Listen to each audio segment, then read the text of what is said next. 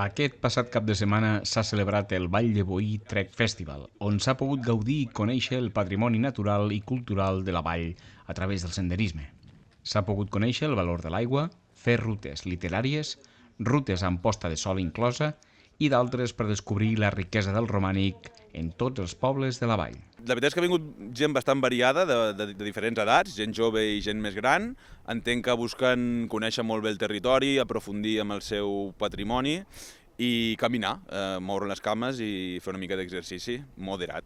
És molt interessant donar la visió de la gent del territori, no? A vegades molta gent ve del món urbà i hi ha molta desconnexió o desconeixement, o són vinades molt diferents dels paisatges des del punt de vista d'un visitant i el punt de vista de la gent del territori, dels pastors, dels ramaders, no?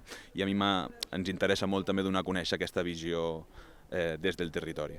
La Vall de Boí va ser declarat Patrimoni de la Humanitat l'any 2000 per tenir un nombre elevat d'esglésies i ermites romàniques concentrades en una petita àrea.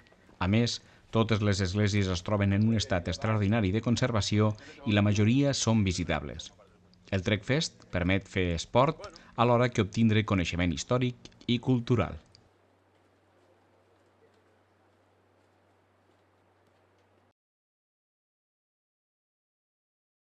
Això, perquè això és patrimoni UNESCO, lo de la Vall de Boí, que són 8 esglésies i una ermita, Nosaltres no podem veure un poc es tracta de... Sí, com jo t'ho